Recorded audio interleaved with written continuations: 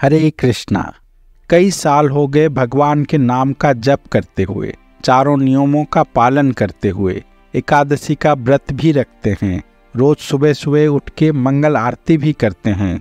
कई साल हो गए भजन कीर्तन करते हुए, लेकिन आज तक भगवान नहीं मिले। क्या सच में कभी भगवान का दर्शन होगा? क्या मुझे कभी कृष्ण प्रेम की प्राप्ति होगी? कुछ पता नहीं। अभी तक तो माया ही नहीं छूट रहा। फिर भगवान कृष्ण कब मिलेंगे? आज हम हमारे इस सवाल का समाधान गुरुदेव से सुनेंगे। 4 अप्रैल 1991 गुरुदेव से उनके कुछ शिष्यों ने पूछा, गुरुदेव, आपने उस दिन बताया कि हमारी भक्ति की शुरुआत श्रवण से होती है। जब तक हम सुनेंगे नहीं, तब तक भक्ति वृत्ति हम में नहीं जागृत होगी। और आपने ये भी बताया कि हर कोई नहीं सुन सकता। यहाँ बहुत सारे लोग बैठकर सर हिलाते रहते हैं, लेकिन हरि कथा उनके एक कान में प्रवेश करके दूसरे कान से बाहर आ जाता है। उनके हृदय में प्रवेश नहीं कर पाता, क्योंकि उनका विश्वास नहीं है, वो शरणागत नहीं है। श्रवण करने के लिए जो प्रथम योग्यता है वो है शरणागत। तो फिर ऐसी परिस्थिति में हमारा क्या होगा गुरुदेव? हम कई साल से इस्कॉन से जुड़े हुए हैं, रोज मंदिर आते हैं, भगवान का दर्शन करते हैं और रोज हरि कथा श्रवण भी करते हैं, लेकिन आज तक इतने साल हो गए हमें कृष्ण प्रेम की प्राप्ति नहीं हुई, भक्ति नहीं मिला। तो हमारा क्या होगा? गुरुदेव उत्तर देते हैं, अगर कोई रोज श्रवण कर रहा है तो वो धीरे धीरे शरणागत होगा। बस उसका हृदय में कपटता नहीं होना चाहिए, साफ हृदय हो उसका। दूसरे शब्द में वो आदमी सरल हो, और फिर एक दिन उसका भाग्य उदय होगा। Good Fortune will arise. जैसे कि एक गधा, वो दिन रात काम करता रहता है, उसका मालिक उसको पीटता रहता है और अपना काम करवाता रहता है। लोगों के गंदे कपड़े से लेकर बर्तन पत्थर क्या नहीं ढोता वो।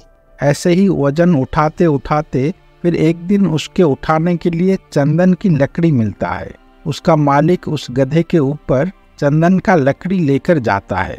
उस गधे को मालूम नहीं होता, वो तो हर दिन जैसा बस वजन ढो रहा है।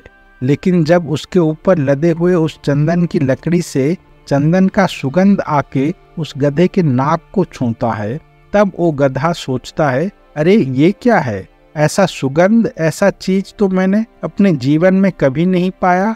इतने साल से मैं वजन ढो रहा हूँ, लेकिन आज ये सुगंध को पाके मेरा जीवन सफल हो गया।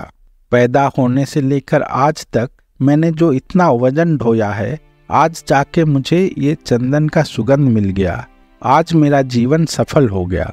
One day will come like that. एक दिन आएगा ऐसा, एक दिन आएगा when good fortune will arise.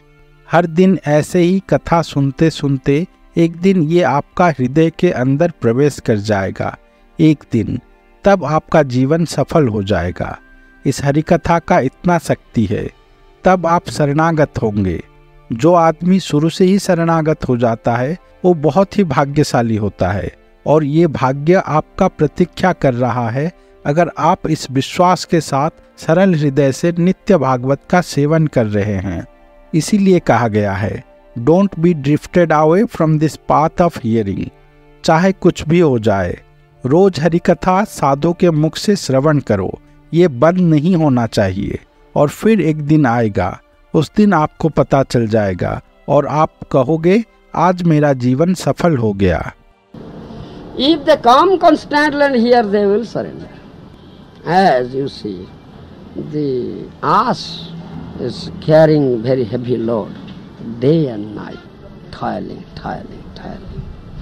His master is putting lashes on him, toiling.